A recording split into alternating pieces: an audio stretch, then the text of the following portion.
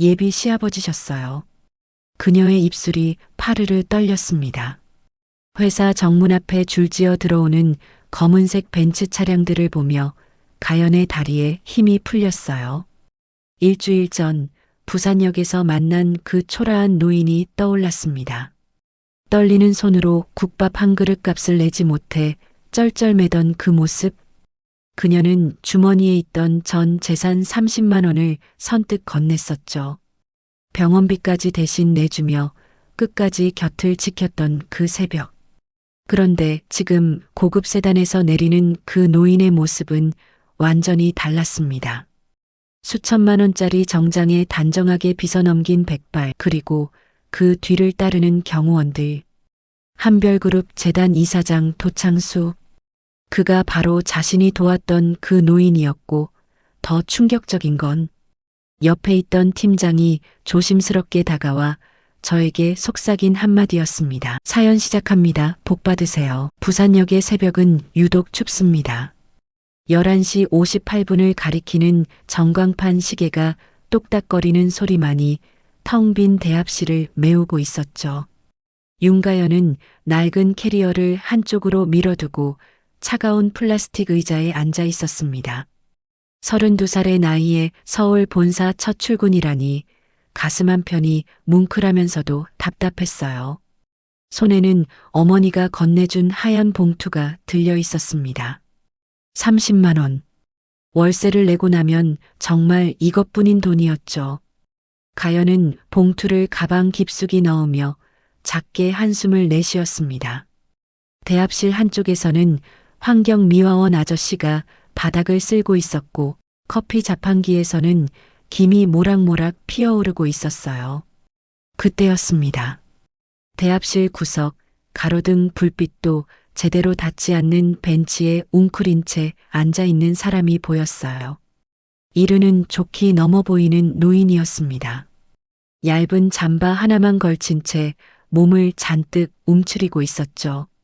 손은 파랗게 질려 있었고 입술은 새파랗게 떨리고 있었습니다. 가연은 잠시 망설였습니다.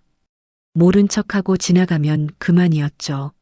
하지만 노인의 떨리는 어깨를 보니 마치 돌아가신 아버지의 마지막 모습이 떠올랐습니다.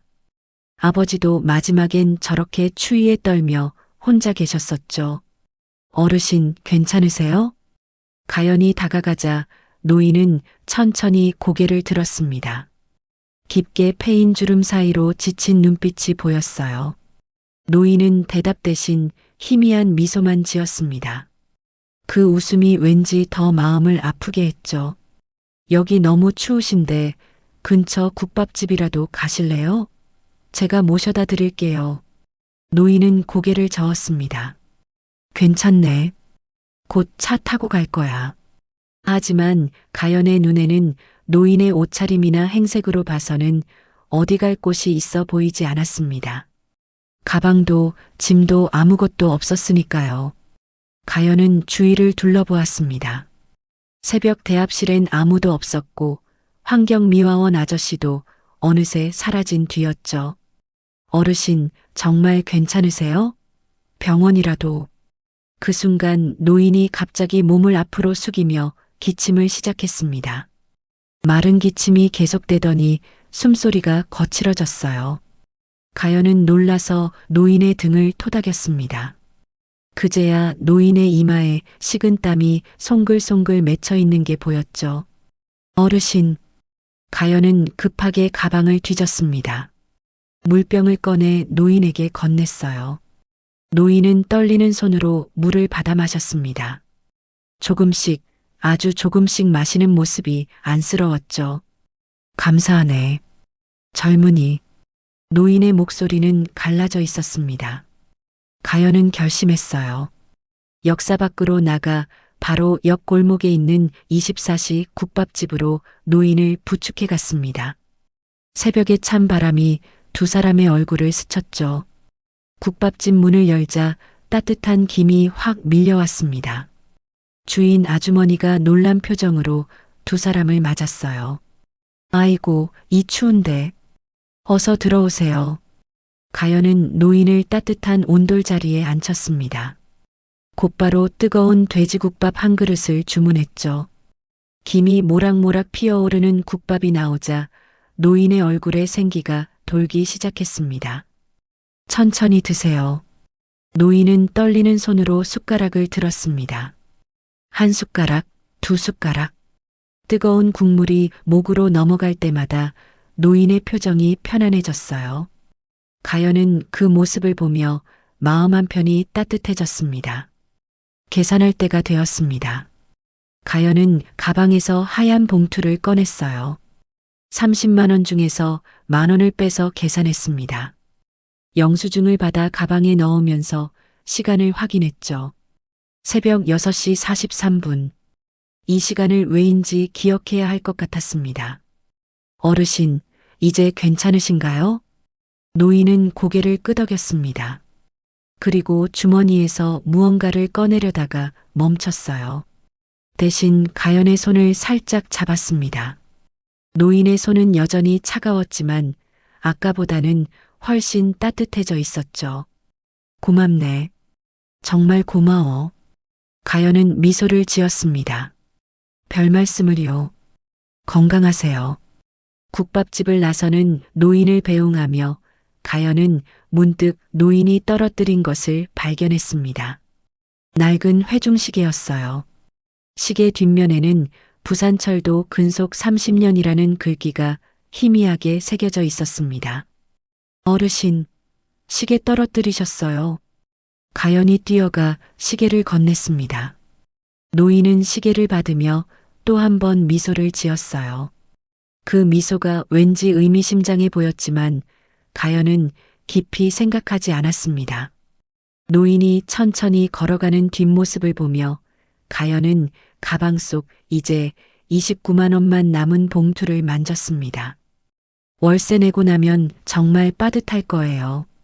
하지만 이상하게 후회는 되지 않았죠. 오히려 마음 한구석이 뿌듯했습니다. 부산역으로 돌아온 가연은 서울행 첫 차를 기다리며 의자에 앉았습니다. 주머니에서 휴대폰을 꺼내 어머니에게 문자를 보냈어요. 엄마, 서울 잘 갈게요. 걱정하지 마세요.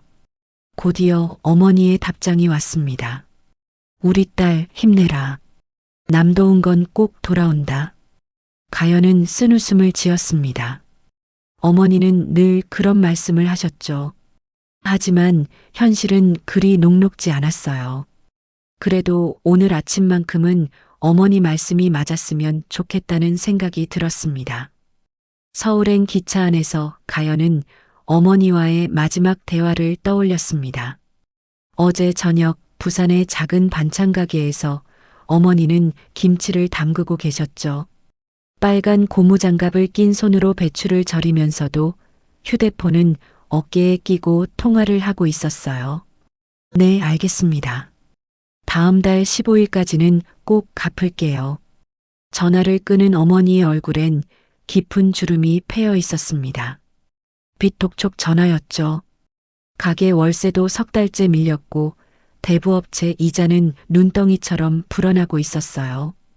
그런데도 어머니는 가연을 보자마자 환하게 웃으셨습니다. 우리 딸 짐 다 쌌니? 엄마, 또 빚독촉이야? 가연의 물음에 어머니는 고개를 저으며 앞치마로 손을 닦으셨습니다. 손가락 마디마디가 굵어진 게 보였어요. 58살의 나이에도 새벽 4시부터 일어나 반찬을 만드는 어머니의 손이었죠. 걱정하지 마라.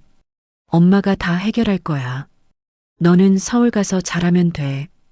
어머니는 부엌 찬장 깊숙한 곳에서 하얀 봉투를 꺼내셨습니다.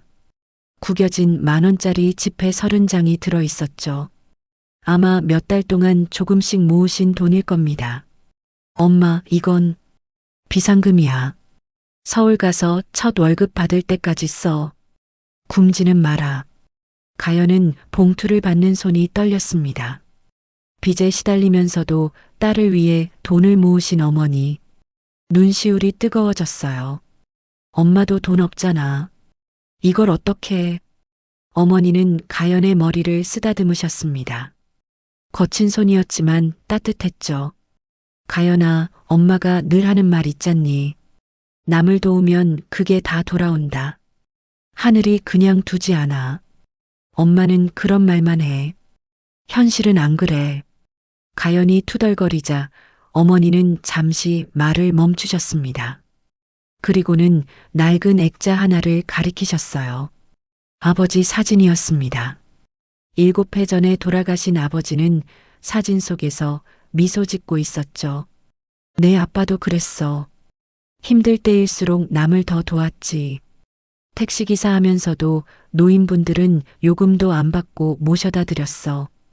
그때마다 나는 우리도 없는데 왜 그러냐고 잔소리했는데 어머니의 목소리가 떨렸습니다. 아빠가 그러더라. 선우가 사람이 사람 도우면서 사는 거야. 그게 우리가 부자는 못 돼도 떳떳하게 사는 길이야라고. 내 아빠는 끝까지 그렇게 살았어. 가연은 아버지를 기억했습니다. 폐암 말기 판정을 받고도 병원비 걱정에 치료를 미루셨던 아버지. 결국 너무 늦어버렸죠. 마지막 순간까지도 가연이 대학 등록금은 남겨놔라고 하셨던 아버지였습니다. 그래도 우리 아빠는 좋은 사람들을 많이 만났잖아. 장례식 때도 그렇게 많은 사람이 와서 울어줬고 어머니가 고개를 끄덕이셨습니다. 맞아. 내 아빠가 평소에 도왔던 사람들이 다 왔더라. 그때 깨달았어. 돈으로 살 수 없는 게 있다는 걸. 가연은 어머니의 주름진 손을 잡았습니다. 차갑고 거칠었지만 그 어떤 손보다 든든했어요. 엄마, 나 잘할게. 꼭 성공해서 엄마 편하게 해드릴게. 성공 같은 거 안 봐라. 그냥 내가 남들에게 따뜻한 사람이면 돼. 힘들어도 마음은 따뜻하게 가지고 살아라. 어머니는 가연을 꼭 안아주셨습니다. 김치 냄새와 된장 냄새가 났지만 그게 어머니 냄새였죠. 그리고 하나 더. 작은 일이라도 성실하게 해. 성실함은 절대 배신하지 않아. 그날 밤 가연은 어머니 옆에서 잠들었습니다. 어머니는 새벽까지 장부를 정리하시다가 겨우 2시간 주무셨어요. 그리고 새벽에 일어나 도시락을 싸주셨죠. 김밥 10줄과 삶은 달걀 5개. 기차에서 먹으라고 하셨습니다. 엄마도 빚 때문에 힘든데. 힘들 때일수록 더 나눠야지. 혼자 살 수 있는 사람은 없어. 어머니의 그 말이 계속 귓가에 맴돌았습니다. 기차 창밖으로 스쳐 지나가는 풍경을 보면서도 가연은 어머니 생각뿐이었어요.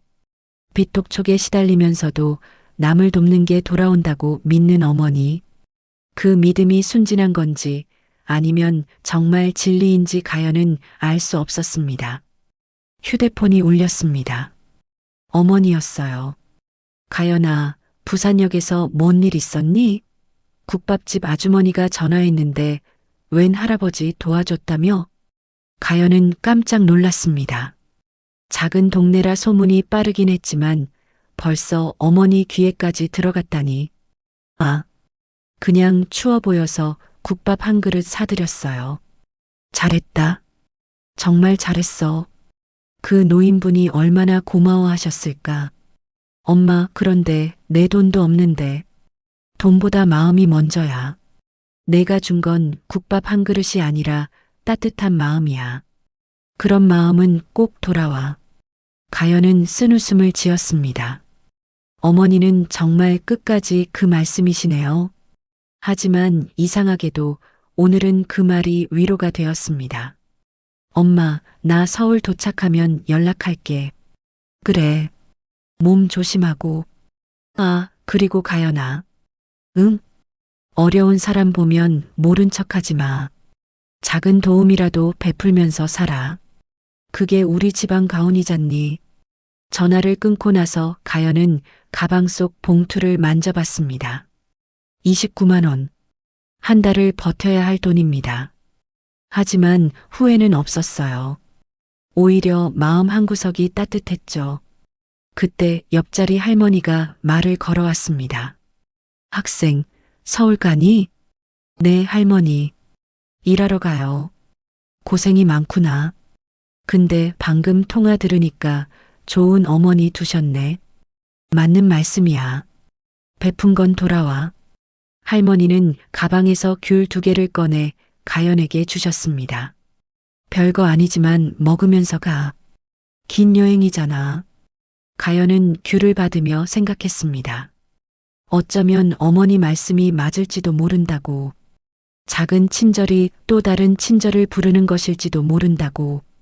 부산역 노인에게 베푼 작은 도움이 언젠가는 다른 모습으로 돌아올지도 모른다고.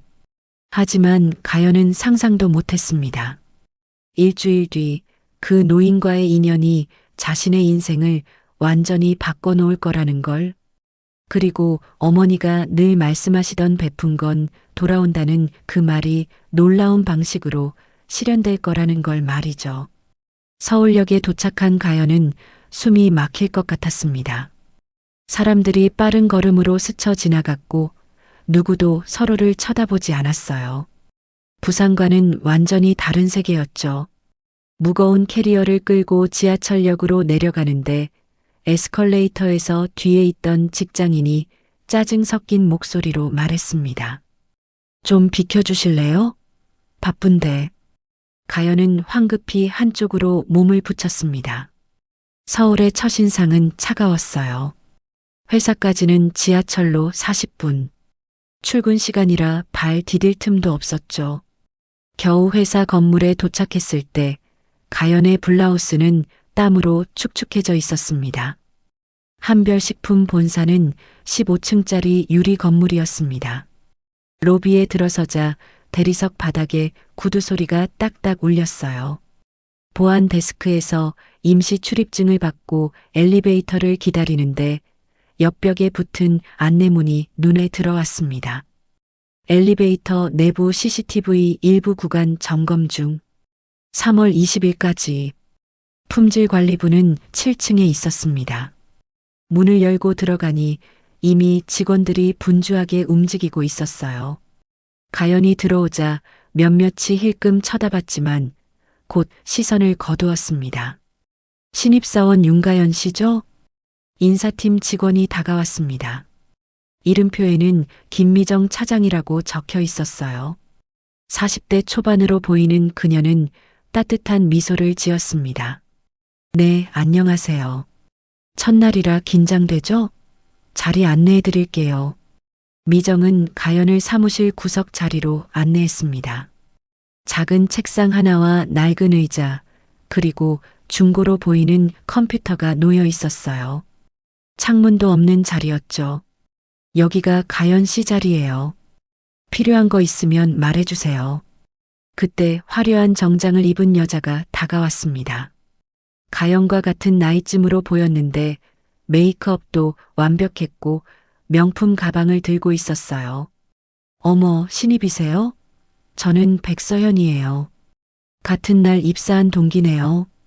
서연은 환하게 웃었지만 그 눈빛은 가연을 위아래로 훑고 있었습니다. 가연의 저렴한 정장과 낡은 구두를 본 서연의 입꼬리가 살짝 올라갔어요. 전 서울대 식품공학과 출신이에요. 가연 씨는요? 부산대 출신이에요. 아, 지방대구나. 서연의 목소리에는 은근한 무시가 담겨 있었습니다.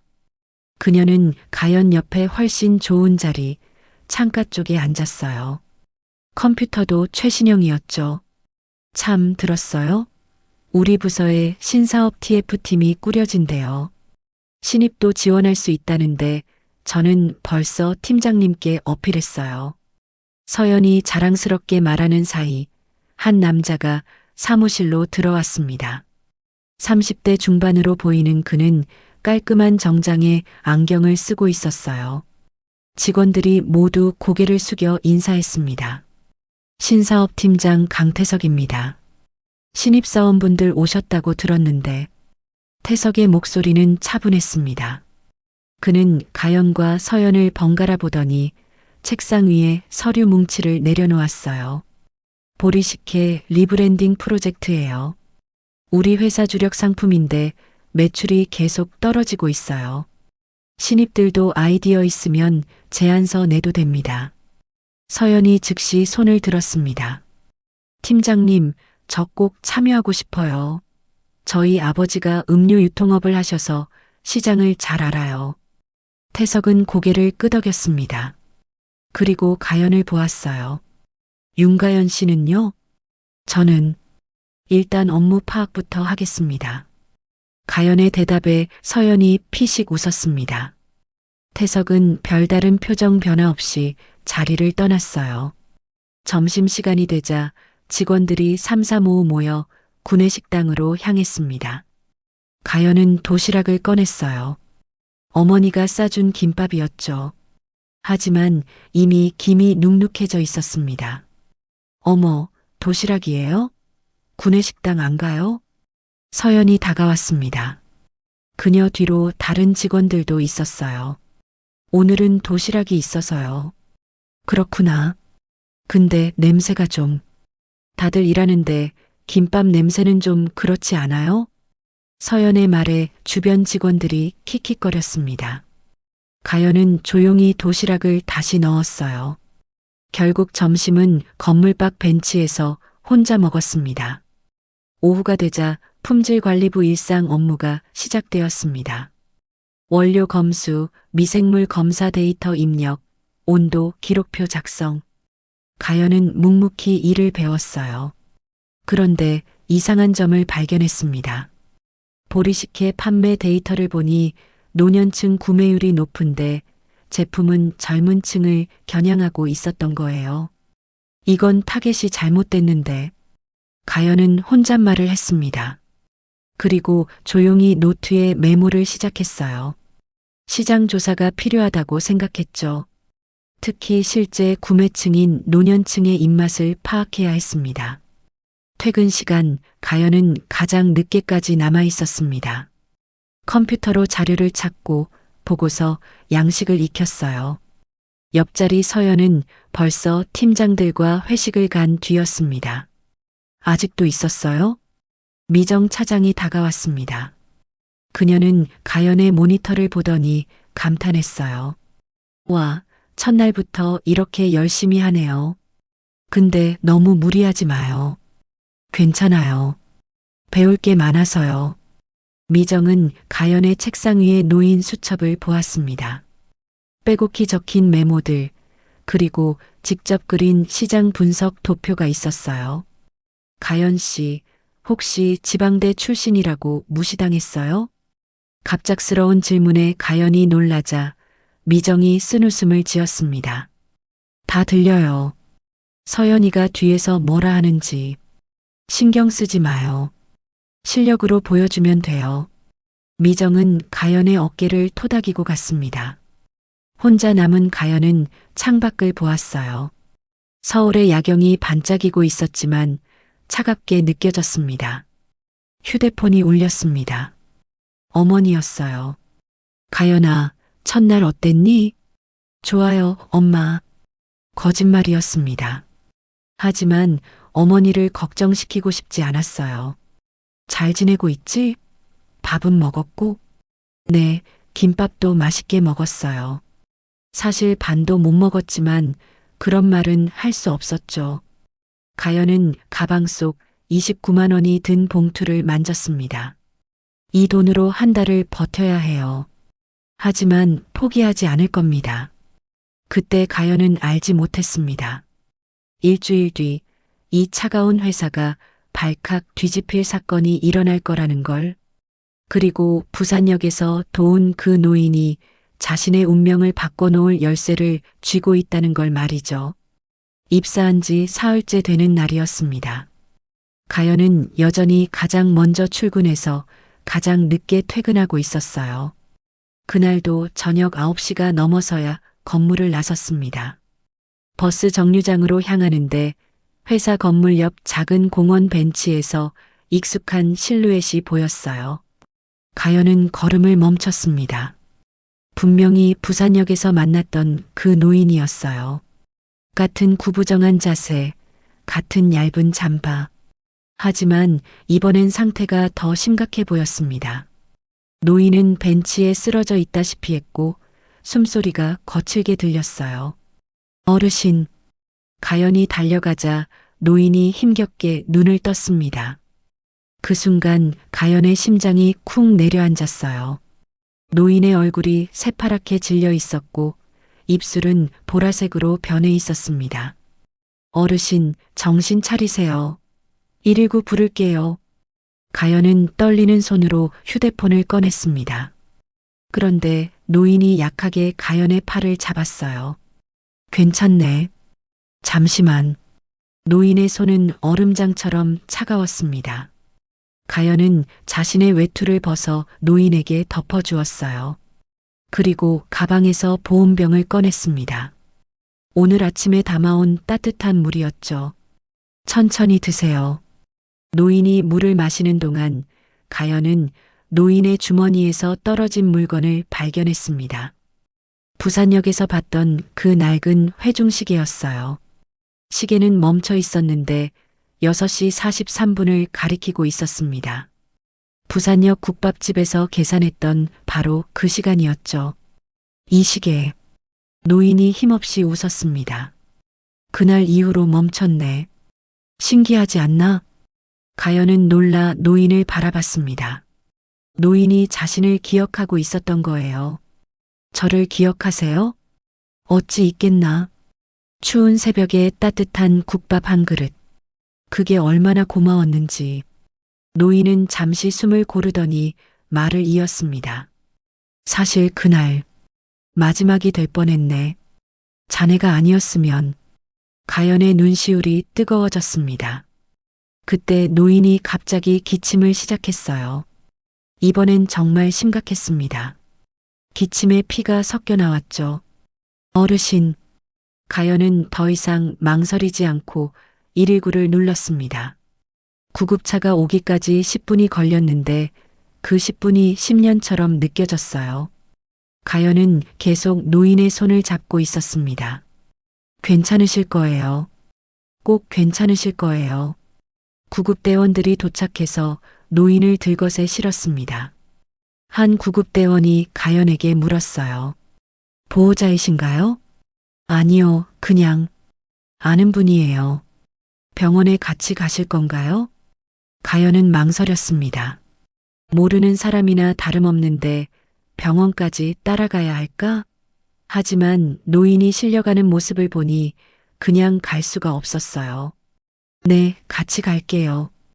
구급차 안에서 노인은 산소 마스크를 쓴 채 가연을 바라봤습니다. 말은 할 수 없었지만 그 눈빛에는 감사가 가득했어요. 가연은 노인의 손을 꼭 잡았습니다. 병원 응급실에 도착하자 의사들이 바쁘게 움직였습니다. 가연은 복도에서 기다렸어요. 1시간쯤 지났을까 의사가 나왔습니다. 보호자분이세요? 아, 그냥 아는 사이인데요. 환자분이 폐렴이 심하십니다. 나이도 있으셔서 위험할 수 있어요. 가족분들께 연락해 주세요. 가연은 당황했습니다. 노인의 가족을 어떻게 찾죠? 그때 노인의 소지품을 정리하던 간호사가 다가왔어요. 신분증이 없으세요. 대신 이것만 있었어요. 간호사가 건넨 것은 명함 한 장이었습니다. 거기엔 한별그룹 재단 이사장 도창수라고 적혀 있었어요. 가연은 깜짝 놀랐습니다. 한별그룹이라면 자신이 다니는 한별식품의 모기업이었죠. 이분이 정말 이사장님이세요? 간호사도 놀란 표정이었습니다. 그러게요. 확인이 필요할 것 같은데. 가연은 복잡한 심경이었습니다. 설마 자신이 도운 노인이 회사 재단의 이사장이라니.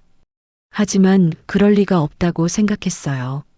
재벌 회사 이사장이 왜 새벽 역사에서 떨고 있었겠어요?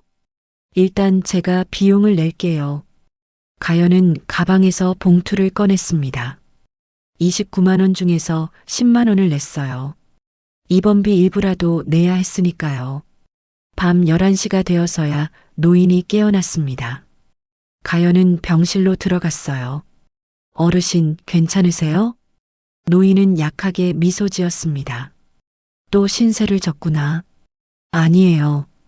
그런데 어르신, 혹시 가족분이 계세요? 노인의 표정이 어두워졌습니다. 가족이라 있긴 하지. 하지만 연락하지 말게. 왜요? 이렇게 아프신데. 그들은 내가 죽기만을 기다리고 있네. 재산 때문에. 노인의 쓸쓸한 목소리에 가연은 가슴이 아팠습니다. 그때 노인이 가연의 손을 잡았어요. 자네 이름이 뭔가? 윤가연이에요. 가연. 좋은 이름이네. 어디서 일하나? 한별식품이요. 이번에 입사했어요. 노인의 눈이 반짝였습니다. 뭔가 의미심장한 표정이었죠. 한별식품. 그래, 거기. 노인은 더 이상 말하지 않았습니다. 대신 가연을 물끄러미 바라봤어요. 자네 같은 사람이 그 회사에 있다니 희망이 있구나. 무슨 의미인지 알 수 없는 말이었습니다. 하지만 가연은 더 묻지 않았어요. 노인이 편히 쉬어야 했으니까요. 어르신, 제 전화번호 드릴게요. 필요하신 거 있으면 연락하세요. 가연은 메모지에 번호를 적어놓고 나왔습니다. 병원을 나서는데 시계를 보니 자정이 넘었어요. 첫 차를 타려면 역에서 기다려야 했습니다. 차가운 밤 공기를 마시며 걸어가는데 주머니에서 뭔가 만져졌습니다. 노인의 회중시계였어요. 병실에 두고 오려다가 깜빡한 거였죠. 시계는 여전히 6시 43분에 멈춰 있었습니다. 가연은 시계를 들여다봤습니다. 그때 시계 뒷면의 글씨를 다시 읽었어요. 부산철도 근속 30년. 그 밑에 작게 이름이 새겨져 있었습니다. 도창수? 정말로 그 이사장이 맞는 건가? 가연은 믿을 수 없었습니다. 하지만 왜 이런 분이 혼자 아픈 채로 거리를 떠돌고 있는 걸까요? 다음 날 아침 가연은 평소보다 늦게 출근했습니다. 밤새 병원에 있다가 첫 차를 타고 왔는데도 피곤이 풀리지 않았어요. 사무실에 들어서자 서연이 비아냥거리는 목소리로 말했습니다. 어머, 가연 씨. 오늘은 늦으셨네요? 열정이 벌써 식었나? 가연은 대답하지 않고 자리에 앉았습니다. 책상 위에 쌓인 서류를 보니 한숨이 나왔어요. 어제 못한 일까지 밀려 있었죠. 그때 휴대폰이 울렸습니다. 어머니였어요. 가연아, 나 좀 곤란하게 됐다. 어머니의 목소리가 떨리고 있었습니다. 무슨 일이에요? 대부업체에서 사람이 왔어. 이번 달 안에 갚지 않으면 가게를 넘기래. 이자가 원금보다 많아졌어. 가연의 손에서 휴대폰이 미끄러질 뻔했습니다. 얼마나 필요해요? 50만 원. 미안하다, 가연아. 내가 어렵게 취직했는데. 가연은 가방 속 봉투를 만졌습니다. 병원비로 10만 원을 쓰고 나니 19만 원이 남았어요. 월세는 25만 원. 계산이 안 맞았습니다. 엄마, 조금만 기다려요. 제가 어떻게든. 전화를 끊고 나니 눈앞이 캄캄했습니다. 첫 월급은 다음 달 25일에나 나올 텐데. 가연은 머리를 감싸 쥐었어요. 힘드신가 봐요? 미정 차장이 다가왔습니다. 커피를 한 잔 건네며 따뜻하게 웃었어요. 괜찮아요. 거짓말하지 마요. 다 보여요. 미정은 가연 옆에 앉았습니다. 신입 때는 다 힘들어요. 특히 돈 문제는. 어떻게 하셨어요? 나도 겪어봤으니까. 지방에서 올라와서 고생 많이 했어요. 미정의 눈가에 잔주름이 잡혔습니다. 그녀도 비슷한 길을 걸어왔던 거예요. 그때 태석 팀장이 사무실로 들어왔습니다. 신입사원들, 회의실로 오세요. TF팀 구성 발표할게요. 회의실에서 태석은 명단을 읽기 시작했습니다. 서연의 이름이 먼저 불렸어요. 그녀는 득의양양한 표정을 지었죠. 가연의 이름은 끝까지 불리지 않았습니다. 윤가연 씨는 아직 업무 파악이 필요한 것 같아서 이번엔 제외했어요. 가연은 고개를 숙였습니다. 예상했지만 실망스러웠어요. 서연이 옆에서 속삭였습니다. 당연하지. 부산대 출신이 무슨 TF? 회의가 끝나고 가연은 옥상으로 올라갔습니다. 차가운 바람이 얼굴을 스쳤어요. 눈물이 나올 것 같았지만 참았습니다. 그때 주머니에서 뭔가 만져졌어요. 어제 깜빡하고 돌려주지 못한 도창수 이사장의 회중시계였습니다. 이것도 돌려드려야 하는데. 가연은 시계를 들여다봤습니다. 멈춘 시계 바늘이 6시 43분을 가리키고 있었어요. 그 순간 뭔가 깨달은 듯 가연의 눈이 반짝였습니다. 맞아. 포기하지 말자. 내가 할 수 있는 걸 하자. 가연은 다시 사무실로 내려왔습니다. 그리고 묵묵히 보리식혜 자료를 분석하기 시작했어요. 판매 데이터, 고객 연령층, 지역별 선호도, 남들이 퇴근한 후에도 가연은 자리를 지켰습니다. 밤 10시 가연은 깨달았습니다. 보리식혜의 주 고객층이 60대 이상인데 제품은 30대를 타깃으로 하고 있었던 거예요. 완전히 잘못된 전략이었죠. 이건 바꿔야 해. 가연은 새로운 제안서를 작성하기 시작했습니다. 노년층을 위한 덜 단맛, 부드러운 목 넘김, 건강 기능 강화. 부산역과 병원에서 만난 도창수 이사장을 떠올리며 썼어요. 그런 어르신들이 좋아할 만한 제품을요. 자정이 넘어 건물을 나서는데 휴대폰이 울렸습니다. 모르는 번호였어요. 여보세요? 가연 씨? 나야, 도창수. 노인의 목소리였습니다. 병원에서 깨어난 모양이었어요. 어르신, 괜찮으세요? 덕분에 많이 나아졌네. 그런데 혹시 내 시계를. 아, 네. 제가 가지고 있어요. 내일 가져다 드릴게요. 고맙네. 그리고, 가연 씨. 네. 오늘 병원비 낸 거 알고 있네. 꼭 갚을게. 아니에요. 괜찮아요. 전화를 끊고 가연은 쓴웃음을 지었습니다. 갚아주신다고 해도 이미 쓴 돈이었어요. 이제 남은 돈은 19만 원. 월세도 못 내는 금액이었죠. 집에 도착한 가연은 작은 원룸 침대에 누웠습니다. 천장을 보며 생각했어요. 엄마 빚, 월세, 생활비. 도대체 어떻게 해야 할까? 그래도 후회는 안 해. 그 어르신을 도운 건 잘한 일이야. 가연은 어머니가 늘 하시던 말을 떠올렸습니다. 베푼 건 돌아온다. 정말 그럴까요? 지금 당장은 아무것도 돌아오지 않는데. 하지만 가연은 몰랐습니다. 일주일 뒤 자신이 도운 그 노인이 엄청난 반전을 가져올 거라는 걸. 그리고 지금 쓰고 있는 제안서가 자신의 운명을 바꿀 열쇠가 될 거라는 걸 말이죠. 새벽 2시 가연은 완성한 제안서를 다시 읽었습니다. 시니어를 위한 보리식혜 리브랜딩 전략. 비록 TF팀은 아니지만 이 제안서를 누군가는 봐줬으면 좋겠다고 생각했어요. 그때 문자가 왔습니다. 엄마였어요. 가연아, 걱정하지 마. 엄마가 어떻게든 할게. 너는 너 일만 잘하면 돼. 사랑한다. 가연은 눈물을 흘렸습니다. 이렇게 힘든데도 딸을 걱정하는 어머니. 그 마음이 너무 아팠어요. 하지만 포기할 순 없었습니다. 내일도 최선을 다해야 했으니까요. 일주일이 지난 월요일 아침이었습니다. 가연은 평소처럼 일찍 출근해서 자료를 정리하고 있었어요. 그런데 9시가 되자 회사 분위기가 이상해졌습니다. 직원들이 창밖을 내다보며 웅성거리기 시작했죠. 뭐야, 저거? 벤츠가 한 대, 2대, 3대. 가연도 일어나 창가로 갔습니다. 회사 정문 앞에 검은색 고급 세단 6대가 줄지어 들어오고 있었어요.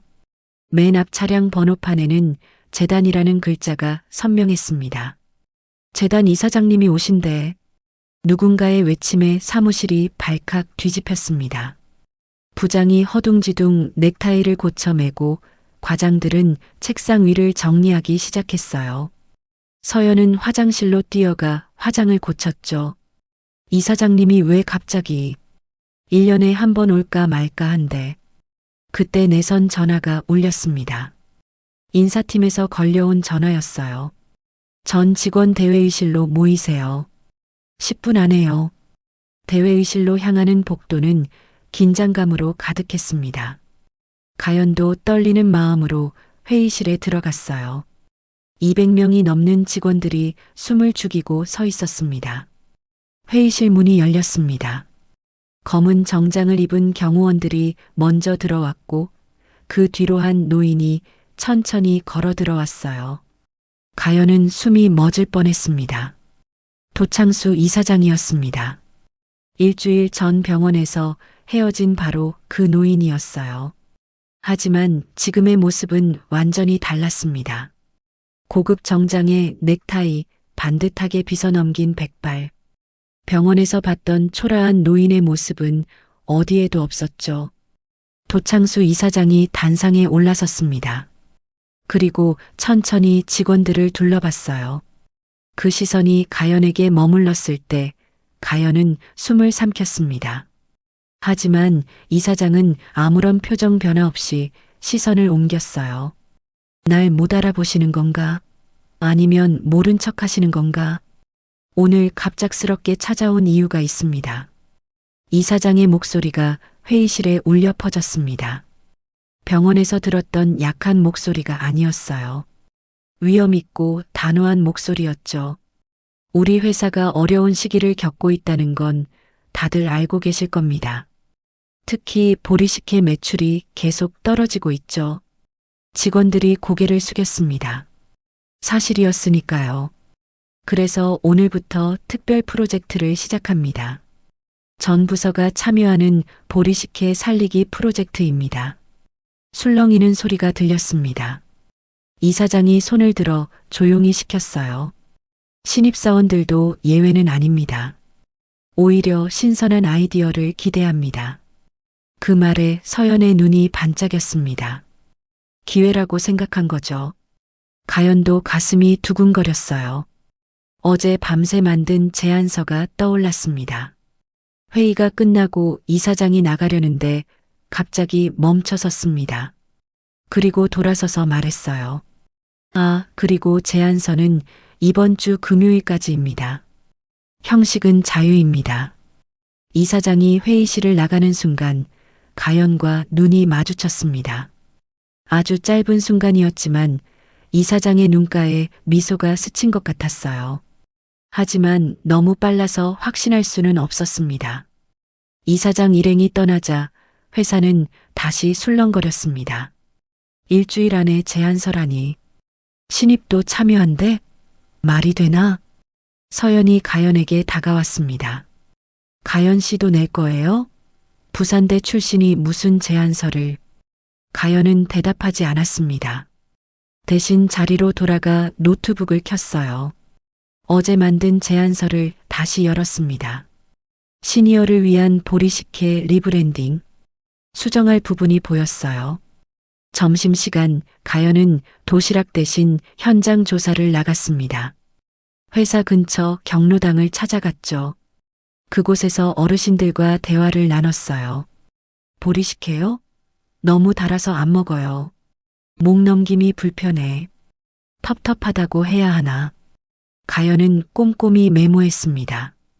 그리고 근처 전통 찻집도 들렀어요.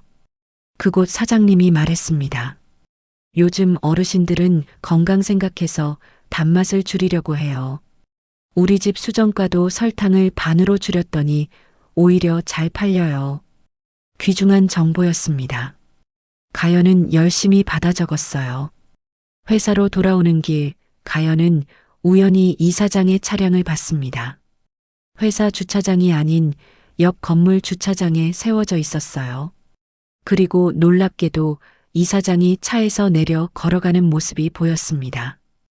혼자였습니다. 경호원도 없이.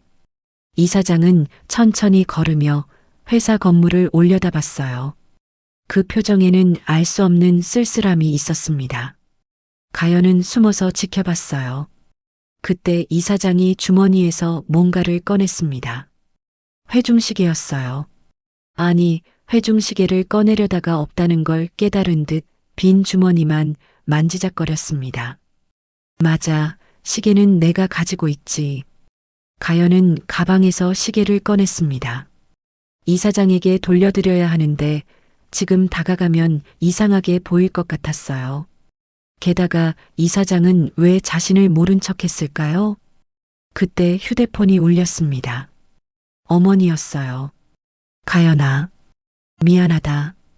어머니의 목소리에 울음이 섞여 있었습니다. 무슨 일이에요? 가게를 넘겼다. 대부업체에 더 이상 버틸 수가 없었어. 가연의 눈앞이 캄캄해졌습니다. 어머니가 20년 동안 일군 가게를 잃은 거예요. 화요일 아침 가연은 붉은 눈으로 출근했습니다. 어머니가 가게를 잃었다는 소식에 밤새 잠을 이루지 못했어요. 사무실에 들어서자마자 서연의 목소리가 들려왔습니다. 어머, 다들 들었어요? 가연 씨 엄마가 부산에서 반찬 가게 하시는데 빚 때문에 망했대요. 가연은 얼어붙었습니다. 어떻게 알았을까요? 서연이 계속 말했어요. 우리 아빠가 부산 유통업 하시거든요. 소문이 벌써 퍼졌대요. 대부업체한테 가게 뺏겼다면서요? 주변 직원들이 수군거리기 시작했습니다. 가연의 얼굴이 새빨개졌어요. 숨을 곳이 없었습니다. 그런 집안 사정인데 제안서는 무슨 월세도 못 낼 형편이라면서요? 서연의 말에 몇몇 직원들이 킥킥거렸습니다. 가연은 주먹을 꽉 쥐었어요. 눈물이 나올 것 같았지만 참았습니다. 그때 태석 팀장이 들어왔습니다. 무슨 얘기를 그렇게 시끄럽게 하나? 아, 팀장님. 별거 아니에요. 서연이 능청스럽게 웃었습니다. 태석은 가연의 표정을 보더니 눈살을 찌푸렸어요. 백서연 씨, 개인 사생활을 회사에서 떠들어대는 건 직장 내 괴롭힘에 해당합니다. 주의하세요. 서연의 얼굴이 굳었습니다. 저는 그냥 충분해요.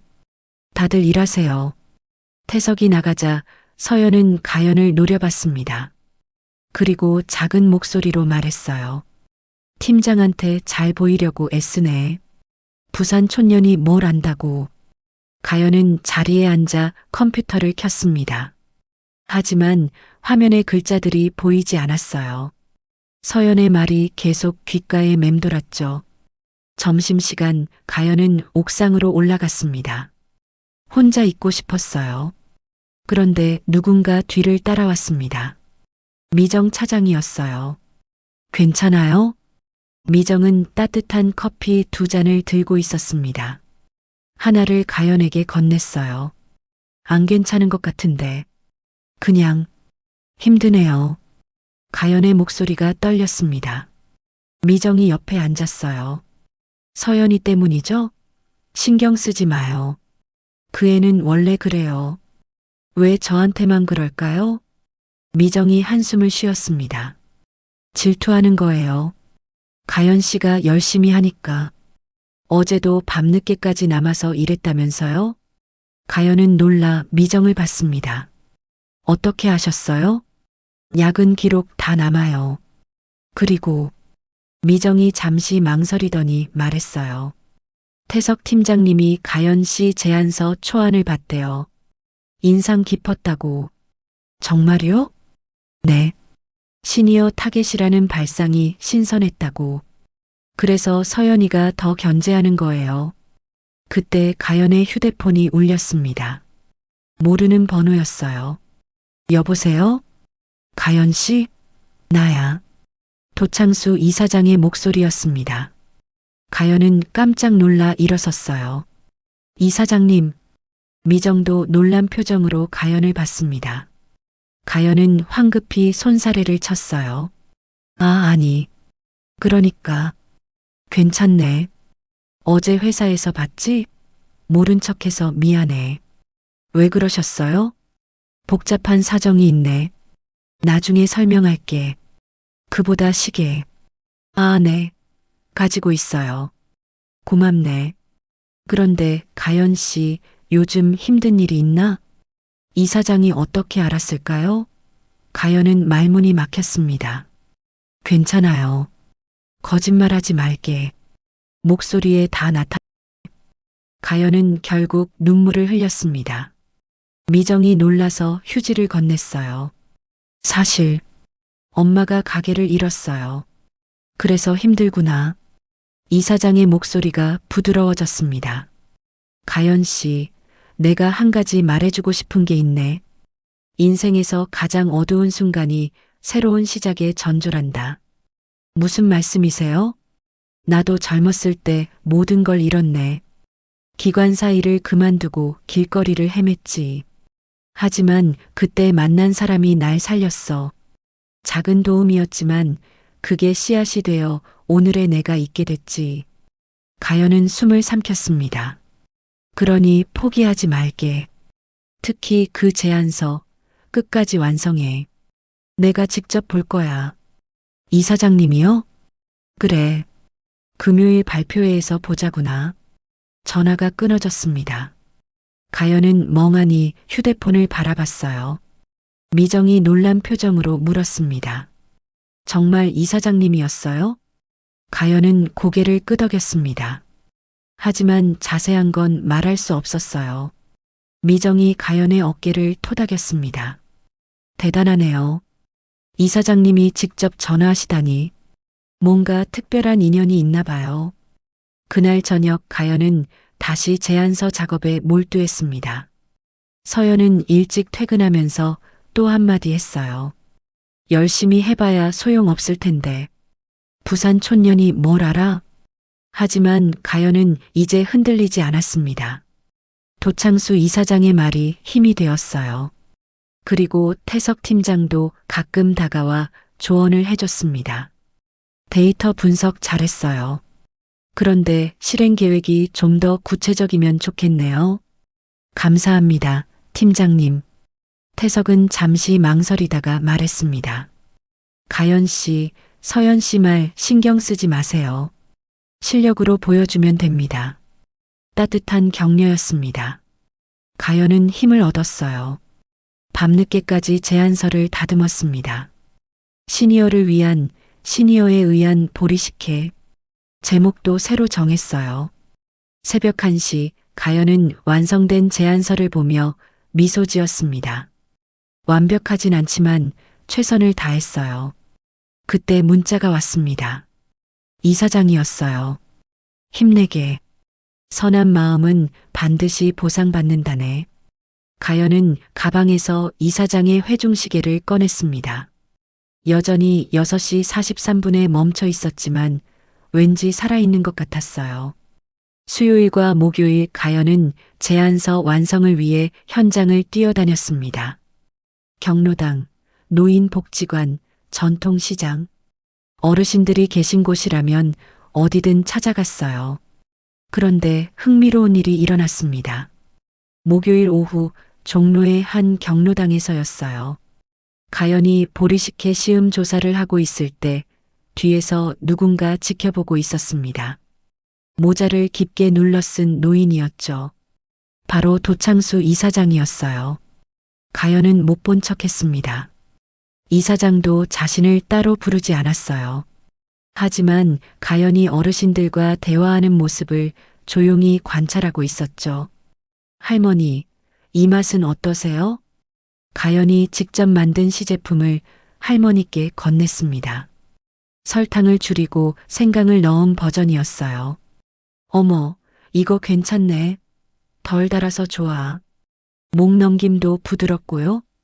응, 텁텁하지 않아. 이런 게 좋지.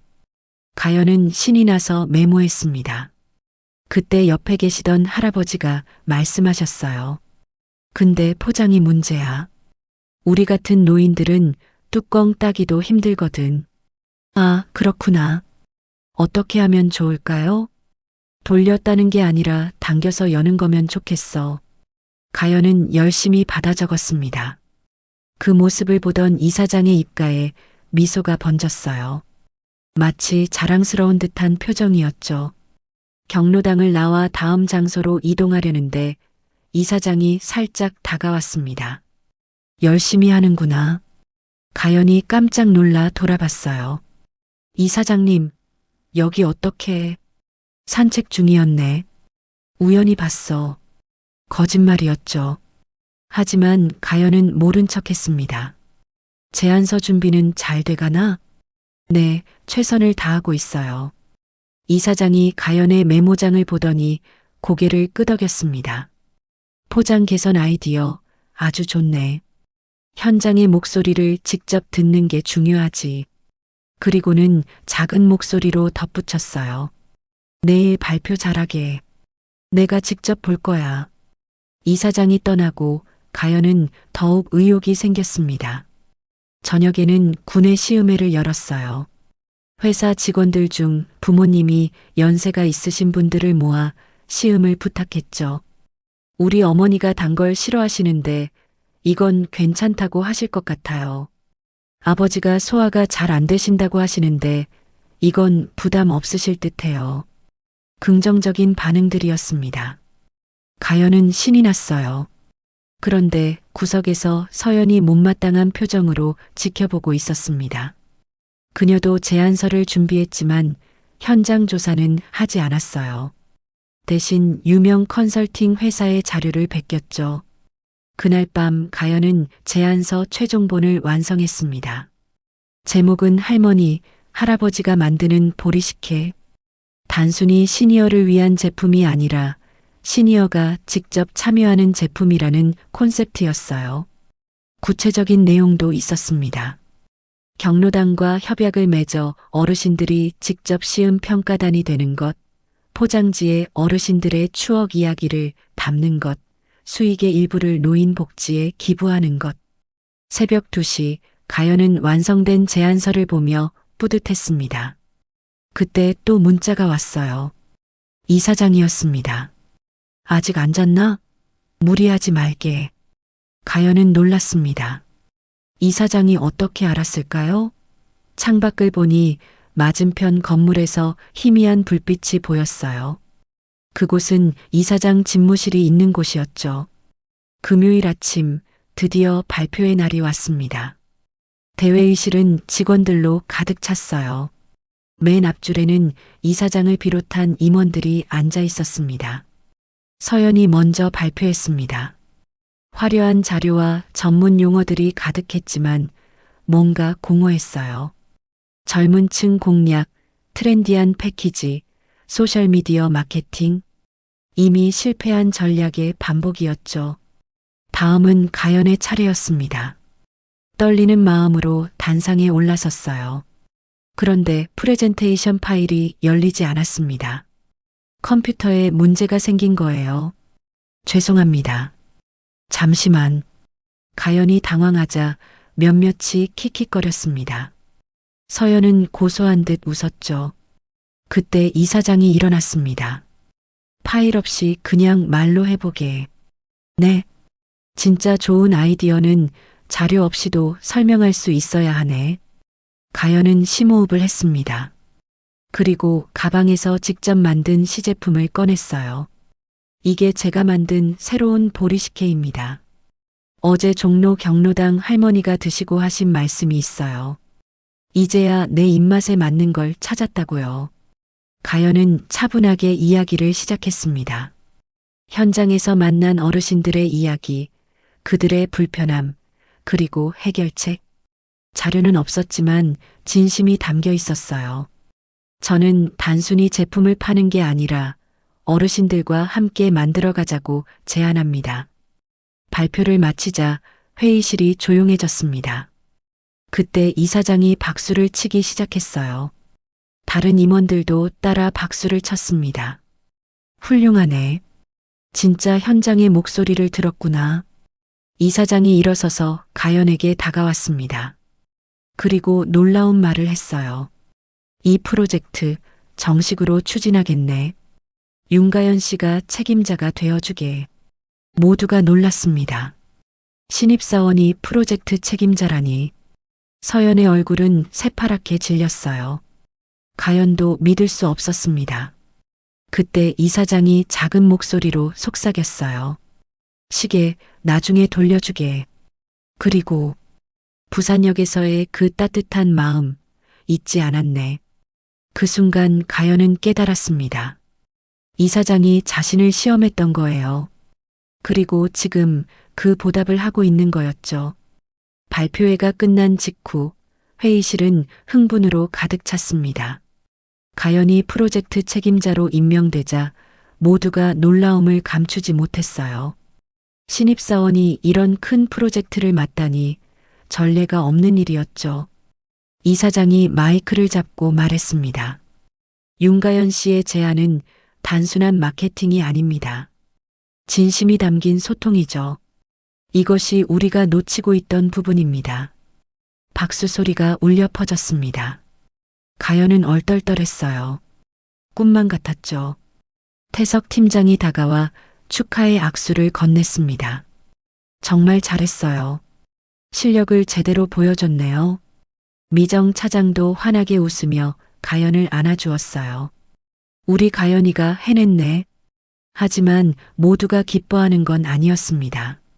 서연의 얼굴은 시뻘겋게 달아올랐어요. 주먹을 꽉 쥔 채 가연을 노려보고 있었죠. 회의가 끝나고 이사장이 가연을 따로 불렀습니다.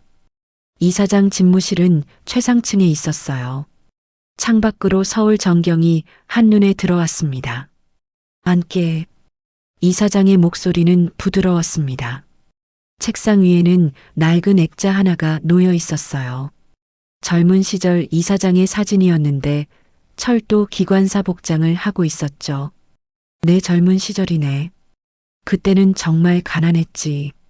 이사장이 회상하듯 말했습니다. 어느 날 기차가 고장났는데 승객 중 한 분이 도시락을 나눠주셨어. 그게 얼마나 고맙던지. 그분 덕분에 힘을 냈고 나중에 사업을 시작할 수 있었네. 가연은 조용히 듣고 있었습니다. 그래서 난 항상 믿네. 작은 선행이 큰 변화를 만든다고. 자네가 부산역에서 보여준 그 마음, 그게 진짜라는 걸 알았어. 이사장이 서랍에서 뭔가를 꺼냈습니다. 봉투였어요. 이건 병원비로 쓴 10만 원이네. 그리고 또 다른 봉투를 꺼냈습니다. 프로젝트 책임자 특별 수당이야. 20만 원이네. 가연은 놀라 손사래를 쳤습니다. 이사장님, 저는 그런 걸 바라고. 알아. 하지만 밖에. 자네 어머니가 어려우시다고 들었네. 가연의 눈이 커졌습니다. 어떻게 알았을까요? 서연이가 떠들고 다니더군. 그런 상황에서도 남을 도운 자네가 대단해. 이사장이 일어나 창가로 갔습니다. 자네 같은 사람이 우리 회사에 필요해. 그런데 이사장의 표정이 심각해졌습니다. 조심하게. 모두가 자네 성공을 반기는 건 아니니까. 무슨 의미일까요? 가연이 묻기도 전에 이사장이 말했어요. 아, 시계 돌려줘야지. 가연은 가방에서 회중시계를 꺼냈습니다. 이사장에게 건네려는데 이사장이 손을 저었어요. 좀 더 가지고 있게. 프로젝트 끝날 때까지. 부적이라고 생각하고. 이사장 집무실을 나온 가연은 복도에서 서연과 마주쳤습니다. 서연의 눈빛이 날카로웠어요. 잘났네, 정말. 서연이 비아냥거렸습니다. 이사장님한테 뭘로 잘 보였는지 모르겠지만 이게 끝이 아니야. 무슨 말이에요? 두고 봐. 내가 얼마나 버티나. 서연이 지나가고 가연은 불안감을 느꼈습니다. 하지만 지금은 기뻐할 때였어요. 휴대폰을 꺼내 어머니에게 전화했습니다. 엄마, 좋은 일이 있어요. 무슨 일이니? 프로젝트 책임자가 됐어요. 수당도 받았고요. 어머니의 목소리가 밝아졌습니다. 정말 우리 딸이 최고구나. 엄마, 이제 조금은 숨통이 트일 것 같아요. 전화를 끊고 가연은 행복했습니다.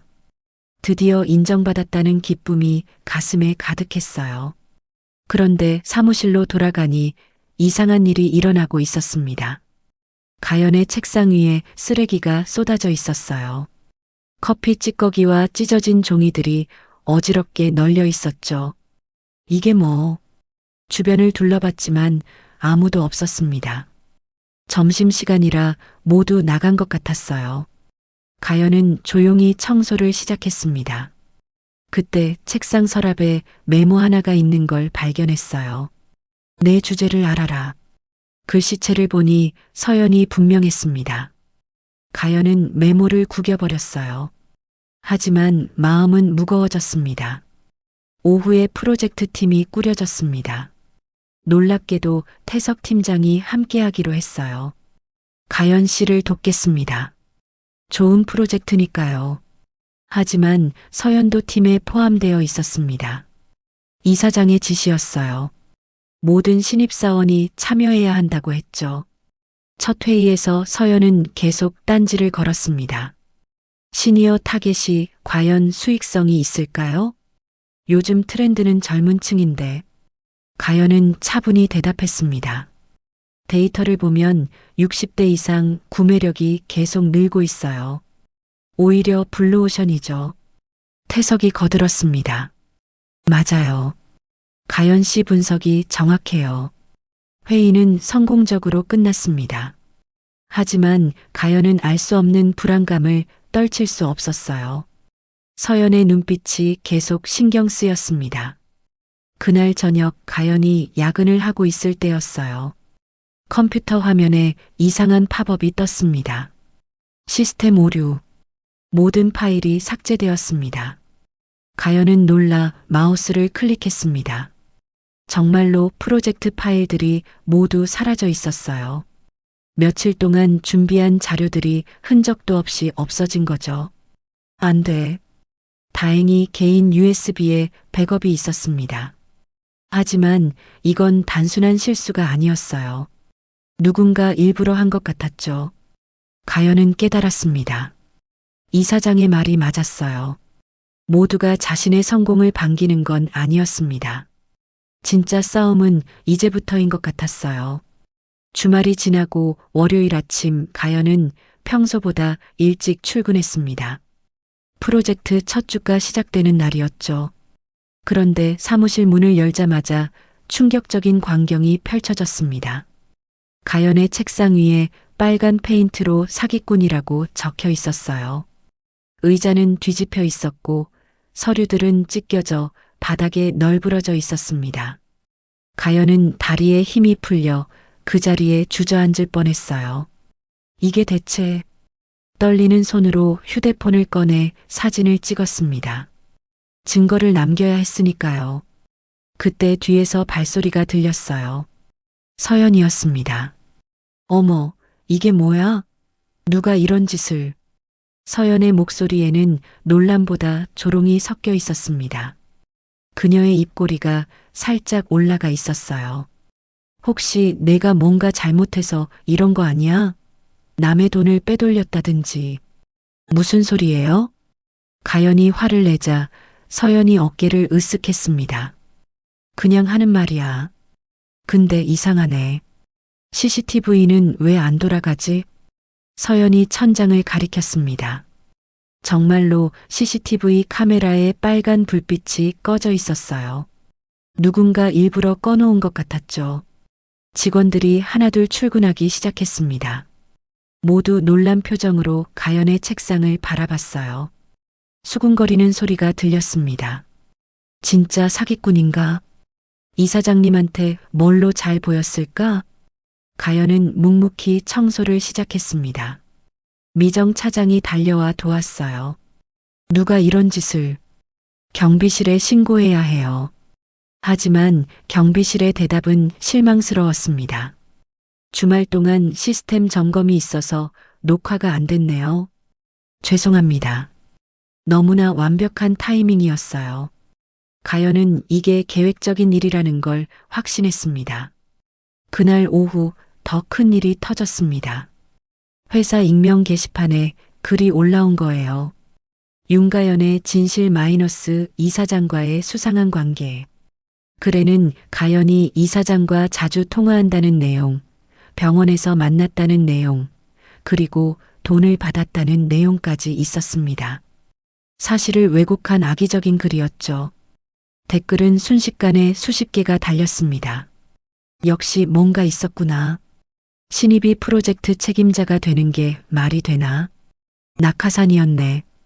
가연은 컴퓨터 화면을 보며 눈물이 났습니다. 억울했어요. 자신이 얼마나 노력했는지 아무도 몰랐으니까요. 태석 팀장이 가연을 불렀습니다. 이 글 봤어요? 네. 신경 쓰지 마요. 진실은 밝혀질 거예요. 하지만 태석의 위로도 가연의 마음을 달래주지 못했습니다. 회사 전체가 자신을 의심의 눈초리로 보는 것 같았어요. 그때 인사팀에서 연락이 왔습니다. 윤가연 씨, 잠시 오시겠어요? 인사팀장실에는 뜻밖의 인물이 있었습니다. 서연의 아버지, 백 회장이었어요. 부산에서 유통업을 하는 거물이었죠. 윤가연 씨, 맞나요? 백 회장의 목소리는 차가웠습니다. 우리 딸이 많이 속상해 하더군요. 실력도 없는 사람이 이사장과의 관계로 자리를 차지했다고. 그건 오해예요. 저는 백 회장이 손을 들어 말을 막았습니다. 증명해 보시죠. 실력이 있다면 왜 이런 구설수에 오르나요? 그는 서류 하나를 내밀었습니다. 이건 우리 회사와 한별식품의 계약서예요. 보리식혜 유통계약이죠. 만약 이번 프로젝트가 실패하면 이 계약도 끝입니다. 위협이었습니다. 가연은 주먹을 꽉 쥐었어요. 하지만 프로젝트가 성공한다면요? 백 회장이 비웃었습니다. 그럴 리 없겠지만 만약 그렇다면 인정하겠소. 백 회장이 나간 후 인사팀장이 난처한 표정으로 말했습니다. 가연 씨, 이번 일로 회사가 시끄러워요. 프로젝트 책임자 자격을 재검토해야 할 것 같은데. 안 됩니다. 가연이 소리쳤습니다. 일주일만 기회를 주세요. 증명해 보이겠습니다. 인사팀장이 한숨을 쉬었습니다. 좋아요. 일주일이에요. 사무실로 돌아온 가연은 절망적이었습니다. 어머니의 가게도 잃고 이제 일자리마저 잃을 위기였어요. 그때 휴대폰이 울렸습니다. 도창수 이사장이었어요. 들었네. 힘든 상황이라고. 이사장님. 가연의 목소리가 떨렸습니다. 포기하지 말게. 진실은 언제나 이긴다네. 하지만 모두가 저를 의심해요. 이사장이 잠시 침묵했습니다. 가연 씨, 내가 왜 자네를 선택했는지 아나? 모르겠어요. 부산역에서 자네는 나에게 물었지. 괜찮으세요? 라고. 돈이 아니라 사람을 먼저 봤어. 그게 진심이었네. 이사장의 말이 이어졌습니다. 서연이는 돈과 권력만 봤지. 하지만 자네는 달랐어. 그래서 선택한 거야. 감사합니다. 꼭 성공시킬게요. 전화를 끊은 가연은 다시 힘을 냈습니다. 일주일 짧은 시간이지만 최선을 다할 거예요. 그런데 다음 날 아침 더 충격적인 일이 일어났습니다. 가연이 준비한 시제품이 모두 사라진 거예요. 냉장고는 텅 비어 있었고 제조 레시피도 없어졌습니다. 이건 너무해. 가연은 주저앉아 울었습니다. 그때 누군가 어깨를 두드렸어요. 태석이었습니다. 울지 마요. 내가 백업을 가지고 있어요. 정말요? 네. 혹시 몰라서 복사해뒀어요. 그리고 태석이 USB를 내밀었습니다. 어젯밤 복도 CCTV를 확인했어요. 서연 씨가 냉장고 근처에 있었던 게 찍혔더라고요. 증거였습니다. 드디어 반격할 수 있는 카드가 생긴 거예요. 목요일 아침 가연은 태석이 준 USB를 들고 인사팀으로 향했습니다. 서연을 고발하려는 마음이었어요. 하지만 인사팀 앞에서 발길을 돌렸습니다. 증거 하나로 모든 게 해결될까요? 오히려 더 큰 보복이 돌아올지도 모른다는 두려움이 엄습했어요. 사무실로 돌아온 가연은 충격적인 소식을 들었습니다. 미정 차장이 창백한 얼굴로 다가왔어요. 가연 씨, 큰일 났어요. 이 사장님이. 무슨 일이에요? 오늘 아침에 쓰러지셨대요. 병원에 실려가셨다고. 가연의 다리에 힘이 풀렸습니다. 도창수 이사장이 쓰러졌다니. 자신을 믿어주고 지지해준 유일한 사람이었는데 곧이어 비상임원회의가 소집되었습니다. 부사장이 단상에 올라섰어요. 그는 백 회장과 가까운 사람이었죠. 이사장님이 갑작스럽게 입원하셨습니다. 당분간 모든 프로젝트는 재검토하겠습니다. 가연의 프로젝트도 포함이었습니다. 부사장이 가연을 쳐다봤어요. 특히 신입사원이 맡은 프로젝트는 부적절하다고 판단됩니다. 오늘부로 중단합니다. 잠깐만요. 가연이 일어섰습니다. 모든 시선이 집중되었어요. 일주일 기한이 남았습니다. 약속하셨잖아요. 부사장이 비웃었습니다. 그건 이사장님이 계실 때 얘기죠. 지금 상황이 달라졌습니다. 하지만 이에 있으면 사표를 내시죠. 차가운 한마디였습니다. 가연은 주먹을 꽉 쥐었어요. 눈물이 날 것 같았지만 참았습니다. 회의가 끝나고 서연이 다가왔습니다. 그녀의 얼굴에는 승리의 미소가 가득했어요. 결국 이렇게 됐네. 부산으로 돌아가는 게 좋을걸? 아직 안 끝났어요. 가연이 강하게 말했지만 사실 마음은 무너지고 있었습니다. 이사장 없이 혼자 싸울 자신이 없었어요. 점심시간 가연은 병원으로 달려갔습니다. 중환자실 앞에는 경호원들이 서 있었어요. 면회는 안 됩니다. 저는 윤가연이에요. 이사장님이 아실 거예요. 경호원들은 단호했습니다. 가연은 복도에 주저앉았어요. 그때 간호사가 나왔습니다. 혹시 윤가연 씨세요? 네, 맞아요. 이사장님이 깨어나셨을 때 이름을 부르셨어요. 들어가 보세요. 중환자실의 도창수 이사장은 너무나 초라해 보였습니다. 산소 마스크를 쓰고 있었고 얼굴은 창백했어요. 그래도 가연을 보자 희미하게 미소 지었습니다. 가연 씨, 목소리가 너무 작아서 귀를 가까이 대야 들렸어요. 미안하네. 이렇게 되어서. 아니에요. 이사장님이 빨리 나으셔야 해요. 이사장이 떨리는 손으로 가연의 손을 잡았습니다. 시계 가지고 있나? 네, 여기 있어요. 가연이 회중시계를 꺼내자 이사장의 눈가가 촉촉해졌습니다. 그 시계, 부산역에서 자네를 만난 날 멈췄지. 하지만 내 인생은 다시 시작됐네. 무슨 의미일까요? 이사장이 말을 이었습니다. 자네 같은 사람을 찾고 있었어. 돈이 아닌 마음을 가진 사람. 그때 의사가 들어왔습니다. 면회 시간이 끝났습니다. 가연은 아쉬운 마음으로 일어났습니다. 이사장이 마지막으로 말했어요. 포기하지 말게. 진실은 이긴다네. 병원을 나온 가연은 회사로 돌아갔습니다. 그런데 자리에 도착하자 해고 통지서가 놓여 있었어요. 프로젝트 실패로 인한 권고사직. 가연은 믿을 수 없었습니다. 아직 기한이 남았는데 해고라니. 그때 부사장이 나타났어요. 깔끔하게 정리하는 게 좋을 거요. 이건 부당해요. 부당하다고? 증명해 보시오. 신입이 무슨 능력으로? 부사장이 떠나고 가연은 눈물을 흘렸습니다. 정말 모든 게 끝난 것 같았어요. 태석이 달려왔습니다. 가연 씨, 이게 무슨... 괜찮아요, 팀장님. 안 괜찮아요. 이건 명백한 부당 해고예요. 하지만 태석도 어쩔 수 없었습니다. 그도 직원일 뿐이었으니까요. 가연은 짐을 정리하기 시작했습니다. 그런데 책상 서랍에서 뭔가를 발견했어요. 이사장이 몰래 넣어둔 편지였습니다. 가연 씨에게 만약 내게 무슨 일이 생기면 이 편지를 읽어주오. 자네는 내가 찾던 사람이네. 진심을 가진 마지막 희망. 포기하지 말게.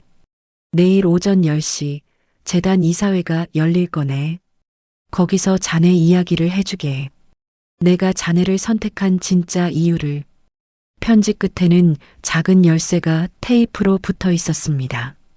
이사장실 금고. 진실이 있네. 가연은 떨리는 손으로 열쇠를 쥐었습니다. 아직 기회가 있는 걸까요? 저녁 가연은 몰래 이사장실로 갔습니다. 열쇠로 금고를 열자 놀라운 것들이 있었어요. 자신이 부산역에서 이사장을 도운 장면이 찍힌 사진, 병원 영수증, 그리고 이사장이 직접 쓴 일기장이었습니다. 일기장에는 이렇게 적혀 있었어요. 오늘 진짜 사람을 만났다.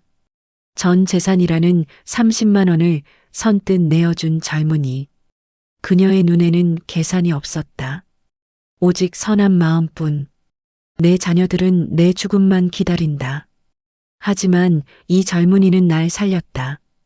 이제 내가 그녀를 지켜줄 차례다. 가연은 일기장을 품에 안았습니다. 이것이 진실의 증거였어요. 내일 이사회에서 모든 걸 밝힐 겁니다.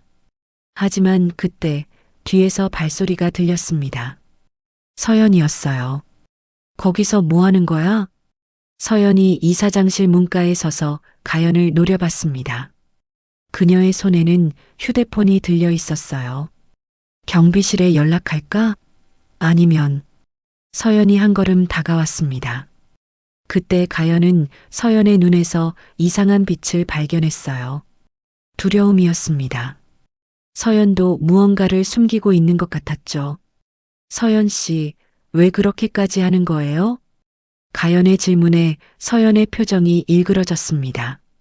왜긴, 내가 얼마나 노력했는데. 서울대 수석 졸업, 해외 연수, 모든 걸 완벽하게 했어. 그런데 부산에서 올라온 내가. 서연의 목소리가 떨렸습니다. 그녀도 지쳐 있었어요. 아빠는 항상 말해. 최고가 되라고. 근데 이사장은 너를 선택했어. 왜? 대체 왜? 그때 복도에서 발소리가 들렸습니다. 태석이었어요. 그는 두 사람을 보고 놀랐습니다. 여기서 뭘? 태석이 가연이 들고 있는 일기장을 보고 상황을 파악했습니다. 가연 씨, 그건 이사장님의 일기예요. 진실이 담겨 있어요. 태석이 서연을 바라봤습니다. 백서연 씨, 이제 그만하죠. 이미 끝났어요. 끝나지 않았어. 서연이 소리쳤습니다. 그녀는 휴대폰을 들어 올렸어요. 여기 사진 다 찍었어. 가연이 이사장실에 불법 침입한 거. 이걸로. 그때 놀라운 일이 일어났습니다. 누군가가 서연의 휴대폰을 낚아챘어요. 미정 차장이었습니다. 이제 그만해요, 서연 씨. 미정이 단호하게 말했습니다. 나도 다 봤어요. 당신이 CCTV 끄고 시제품 버리고 게시판에 글 올린 거. 서연의 얼굴이 하얗게 질렸습니다. 증거가 있어요? 있죠. 미정이 자신의 휴대폰을 꺼냈습니다. 화면에는 동영상이 재생되고 있었어요. 서연이 몰래 가연의 파일을 삭제하는 장면이었죠. 복도 CCTV는 껐지만 내 휴대폰 카메라는 못 껐죠. 서연은 무너졌습니다. 바닥에 주저앉아 울기 시작했어요. 미안해. 정말 미안해. 가연은 서연을 바라봤습니다. 미웠지만 동시에 불쌍했어요. 서연도 압박에 시달렸던 거였으니까요. 그때 태석의 휴대폰이 울렸습니다. 네, 지금 당장요? 알겠습니다. 태석이 전화를 끊고 말했습니다. 이사장님이 깨어나셨대요.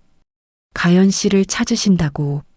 병원 중환자실 도창수 이사장은 조금 나아 보였습니다. 산소 마스크는 벗었지만 여전히 창백했어요. 가연을 보자 희미하게 웃었습니다. 왔구나. 이사장님, 일기장 찾았어요.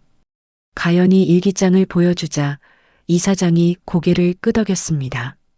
그래. 이제 진실을 밝힐 때야. 이사장이 힘겹게 몸을 일으켰습니다. 내일 이사회. 내가 직접 가겠네. 안 돼요. 아직 몸이. 괜찮아. 이건 내가 해야 할 일이야. 이사장이 가연의 손을 잡았습니다. 자네 알아야 할 게 있네. 나는 사실. 이사장의 목소리가 떨렸습니다. 나는 말기암이야. 3달밖에 안 남았어.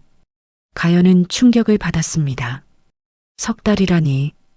그래서 더 늦기 전에 후계자를 찾고 있었네. 돈과 권력이 아닌 진짜 마음을 가진 사람을. 이사장이 계속 말했습니다. 내 자녀 셋이 있지만 그들은 내 재산만 노려. 죽기를 기다리고 있지. 하지만 자네는 달랐어. 모르는 노인에게 전 재산을 내어줬지. 가연의 눈에 눈물이 고였습니다. 그날 부산역에서 자네를 만난 건 운명이었어. 자네 같은 사람이 회사를 이끌어야 해. 저는 신입사원일 뿐이에요. 능력은 기를 수 있어. 하지만 마음은 살 수 없지. 이사장이 침대 옆 서랍을 열었습니다. 그 안에는 서류 봉투가 있었어요. 이건 내 유언장이네. 자네에게 재단 이사 자격을 주는 내용이야. 이사장님, 이건 너무. 받아주게. 내 마지막 부탁이네. 그때 병실 문이 열렸습니다. 3명의 중년 남녀가 들어왔어요. 이사장의 자녀들이었습니다. 그들의 표정은 차가웠죠. 아버지, 이게 무슨 짓이십니까? 큰아들이 말했습니다. 모르는 여자한테 재단을? 정신이 온전하신 겁니까? 난 아주 멀쩡해. 이사장이 단호하게 말했습니다. 너희가 나를 어떻게 생각하는지 다 알아. 빨리 죽기만 바라지. 자녀들이 입을 다물었습니다. 이사장이 가연을 가리켰어요. 이 아이가 날 구했어. 진짜로 날 살렸지. 너희와는 달리. 아버지, 내일 이사회에서 모든 걸 발표하겠다. 너희가 뭐라 해도 내 결정은 바뀌지 않아. 자녀들이 분노에 찬 표정으로 나갔습니다. 가연은 불안했어요. 그들이 가만히 있을까요? 밤늦게 집으로 돌아온 가연은 어머니에게 전화했습니다. 엄마, 나 내일이면 모든 게 결정돼. 힘들지? 응. 무서워. 어머니의 목소리가 따뜻했습니다. 가연아, 엄마가 항상 말했잖아. 선한 마음은 결국 이긴다고. 너는 옳은 일을 했어. 정말 그럴까? 그럼 내 딸을 믿어. 전화를 끊고 가연은 이사장의 회중시계를 꺼냈습니다. 여전히 6시 43분에 멈춰 있었어요. 내일이면 이 시계도 다시 움직일까요? 새벽 가연은 잠을 이루지 못했습니다. 내일 이사회에서 무슨 일이 일어날까? 모든 게 두렵고 막막했지만 포기할 수는 없었어요. 이사장을 위해서라도 끝까지 싸워야 했습니다. 금요일 아침 10시 재단 이사회가 열리는 대회의실 앞은 긴장감으로 가득했습니다. 가연은 떨리는 손으로 이사장의 일기장을 가방에 넣었어요. 오늘이 모든 것을 결정하는 날이었죠. 회의실 문이 열렸습니다. 안에는 이미 많은 사람들이 모여 있었어요. 이사장의 자녀 셋, 부사장, 백회장, 그리고 주요 주주들까지 모두가 가연을 적대적인 눈빛으로 바라봤습니다. 그때 놀라운 일이 일어났습니다. 휠체어를 탄 도창수 이사장이 들어온 거예요. 의사의 만류를 뿌리치고 온 것이었죠. 얼굴은 창백했지만 눈빛만은 살아있었습니다. 모두 앉으시오. 이사장의 목소리는 약했지만 위엄이 있었습니다. 그가 단상으로 올라가려 하자 큰아들이 막아섰어요. 아버지, 건강이 안 좋으신데 저희가 대신. 비켜. 이사장이 단호하게 말했습니다. 그리고 떨리는 다리로 일어섰어요. 가연이 달려가 부축했습니다. 감사하네, 가연 씨. 이사장이 마이크를 잡았습니다. 오늘 중요한 발표를 하겠습니다. 먼저 진실을 밝히고자 합니다. 그는 가연을 가리켰어요. 이 젊은이가 누군지 아십니까? 윤가연. 부산에서 올라온 평범한 신입사원입니다. 사람들이 수군거렸습니다. 이사장이 손을 들어 조용히 시켰어요. 하지만 이 사람은 제게 특별합니다. 일주일 전 제가 죽을 뻔했을 때 이사장이 말을 멈췄습니다. 그리고 놀라운 이야기를 시작했어요. 사실 저는 사람을 시험했습니다. 초라한 노인으로 변장해 부산역과 회사 앞을 돌아다녔죠. 수많은 사람이 저를 지나쳤습니다. 심지어 제 자식들도. 이사장의 자녀들이 불편한 표정을 지었습니다. 하지만 이 젊은이는 달랐습니다. 자신의 전 재산인 30만 원을 선뜻 내어줬어요. 병원비까지 대신 내고 끝까지 곁을 지켰습니다. 이사장이 일기장을 꺼냈습니다. 여기 증거가 있습니다. 제가 직접 쓴 일기입니다. 화면에 일기장 내용이 비춰졌습니다. 부산역 국밥집 영수증, 병원 기록, 그리고 가연이 이사장을 도운 사진들이 나타났어요. 백 회장이 일어섰습니다. 그래서 뭐 어쩌자는 겁니까? 신입사원한테 회사를 맡기자는 겁니까? 아닙니다. 이사장이 고개를 저었습니다. 저는 가연 씨에게 기회를 주고자 합니다. 재단이사 자격과 함께 프로젝트를 계속할 권한을요. 말도 안 됩니다. 큰아들이 소리쳤습니다. 아버지가 치매에 걸리신 겁니까? 그때 가연이 일어섰습니다. 모든 시선이 집중되었어요. 제가 말씀드려도 될까요? 이사장이 고개를 끄덕였습니다. 가연은 심호흡을 했어요. 저는 이사장님의 재산을 원하지 않습니다. 다만, 가연이 가방에서 서류를 꺼냈습니다. 보리식회 프로젝트 최종 보고서였어요. 이 프로젝트만은 끝내고 싶습니다.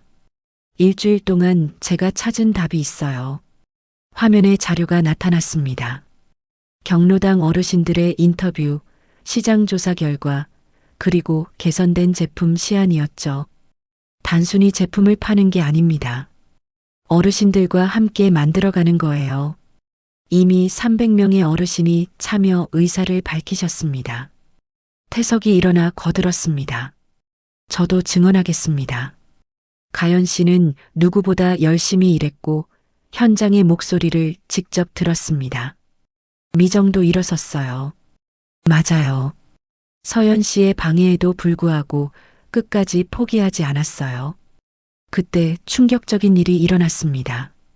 서연이 일어선 거예요. 저도 인정합니다. 모두가 놀라 서연을 봤습니다. 그녀의 눈에는 눈물이 고여 있었어요. 제가 질투했어요. 가연 씨를 방해했죠. 하지만 그녀가 옳았어요. 저는 스펙만 쌓았지 진짜 사람의 마음은 몰랐어요.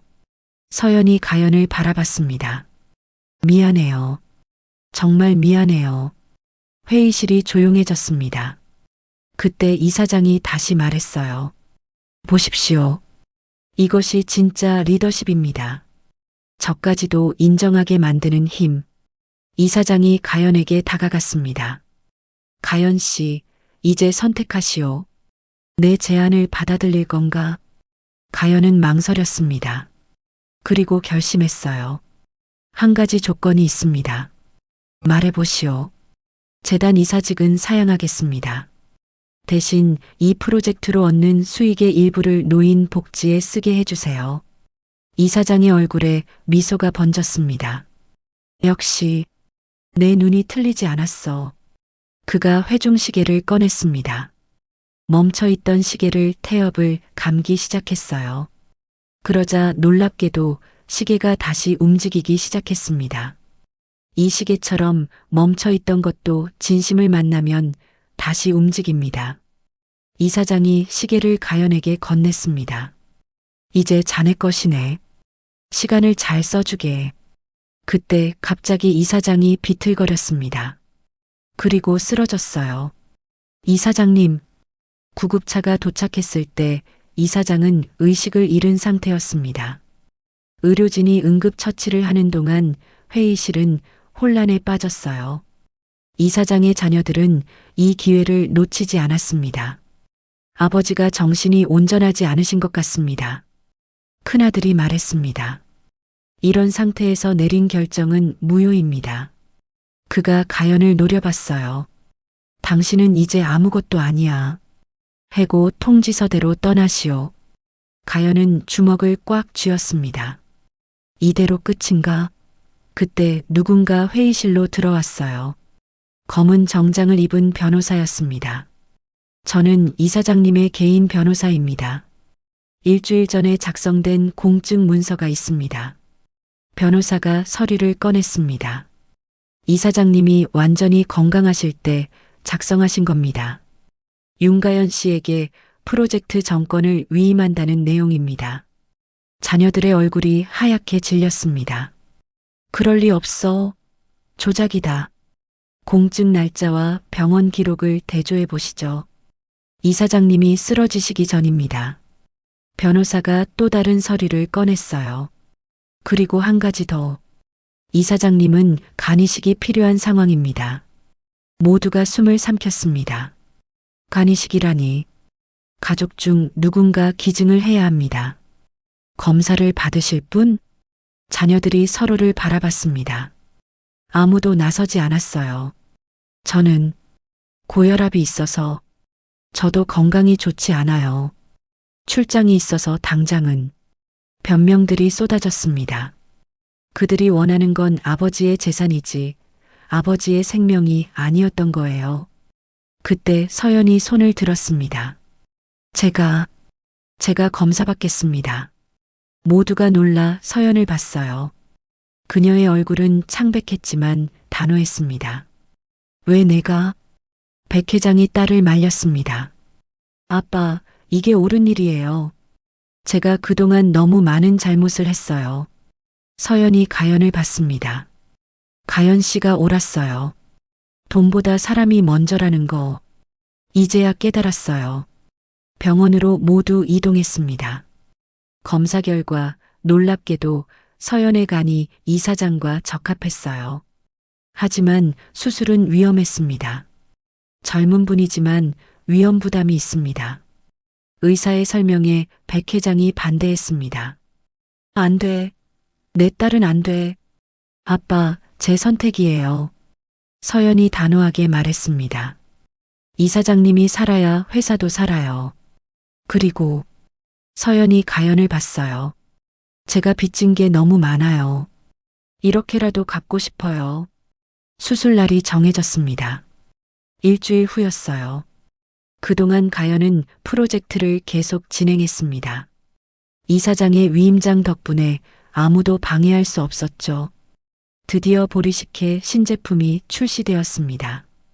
할머니의 손맛이라는 이름으로요. 첫날부터 반응이 폭발적이었어요.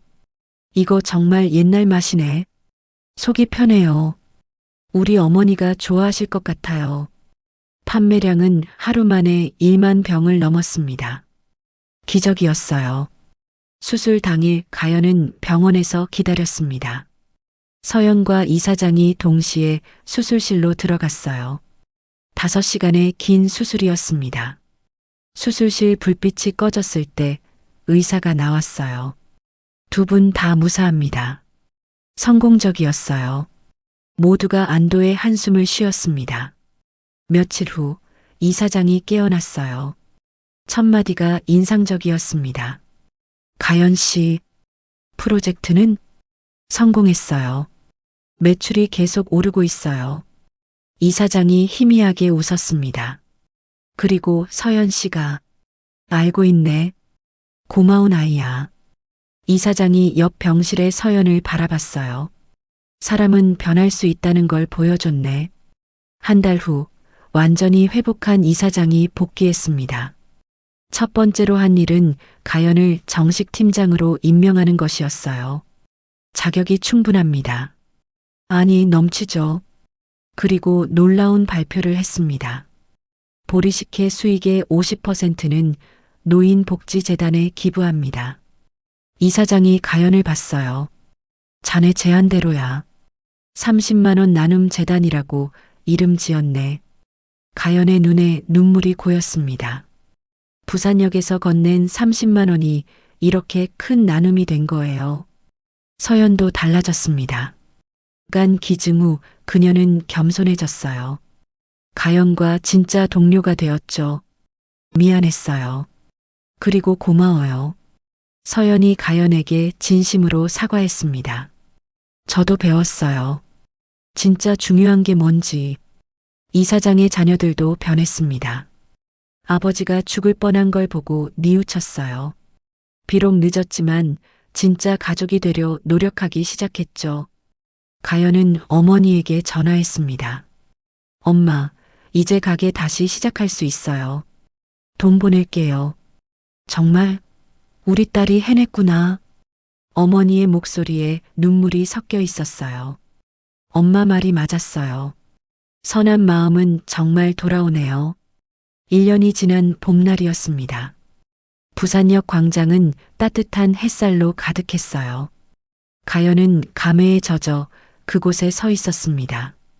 바로 이곳에서 모든 것이 시작되었죠. 여기였네. 옆에서 도창수 이사장이 말했습니다.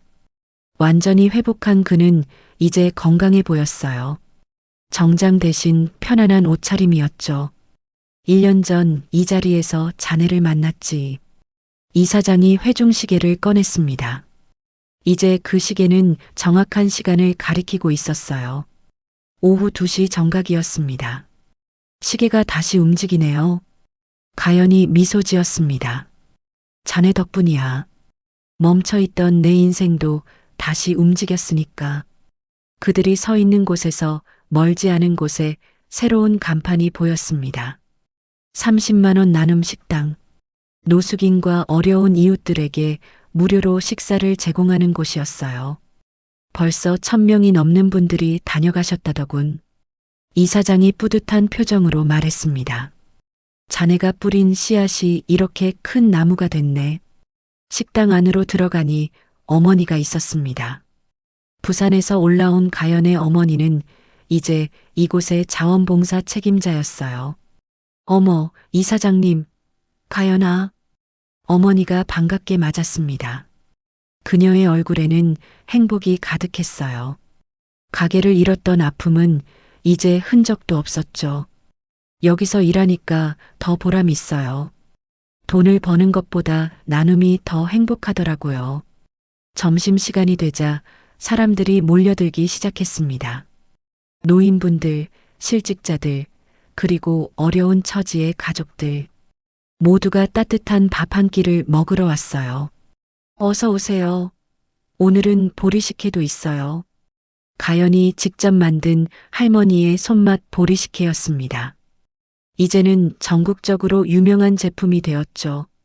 매출의 절반은 여전히 복지재단에 기부되고 있었어요.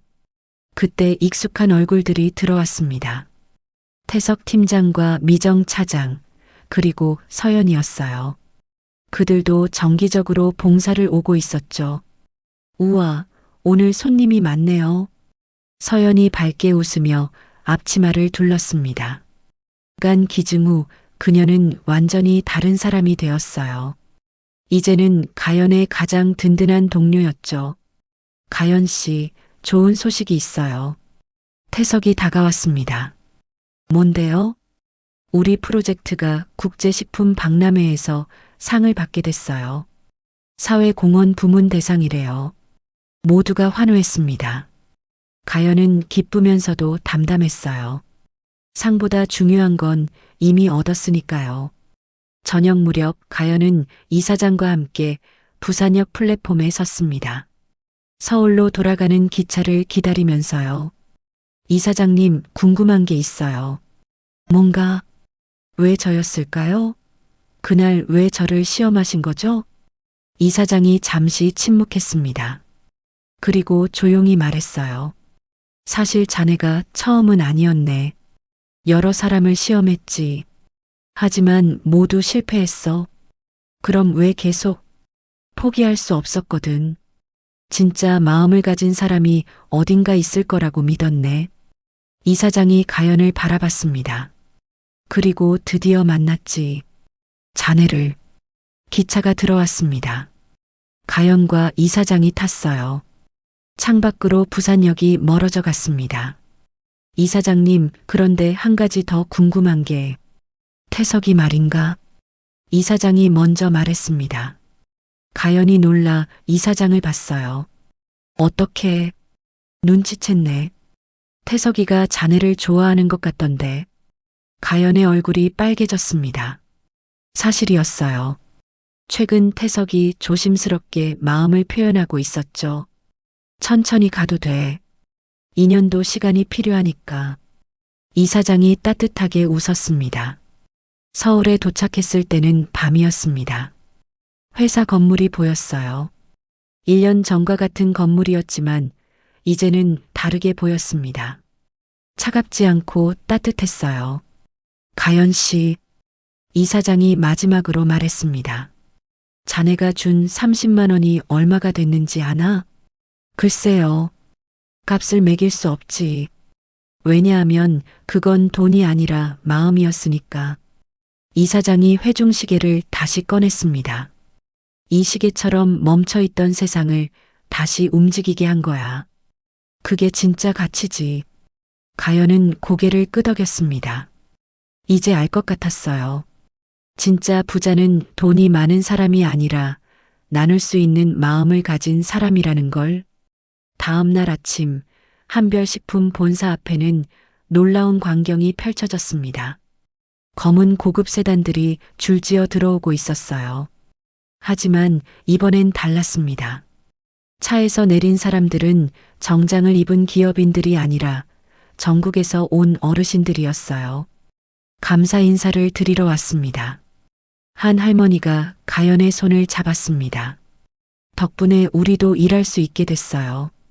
보리식회 평가단으로요. 그들은 30만 원 나눔 재단의 수혜자이자 이제는 협력자가 된 분들이었습니다. 가연의 눈에 눈물이 고였어요. 회사 로비에서 도창수 이사장이 선언했습니다. 오늘부로 한별식품은 새로운 시작을 합니다. 이익보다 사람을, 경쟁보다 나눔을 추구하는 기업이 되겠습니다. 직원들의 박수 소리가 울려 퍼졌습니다. 가연은 그 중심에 서 있었어요. 부산에서 올라온 평범한 신입사원이 아니라 이제는 변화를 이끄는 리더로서. 태석이 다가와 속삭였습니다. 자랑스러워요, 가연 씨. 그의 손이 살짝 가연의 손을 스쳤습니다. 가연은 수줍게 웃었어요. 이사장의 회중시계는 이제 정확한 시간을 가리키며 똑딱거렸습니다. 멈춰있던 시간이 다시 흐르기 시작한 것처럼 모든 것이 새롭게 시작되고 있었어요. 30만 원의 온기가 만든 기적이었습니다.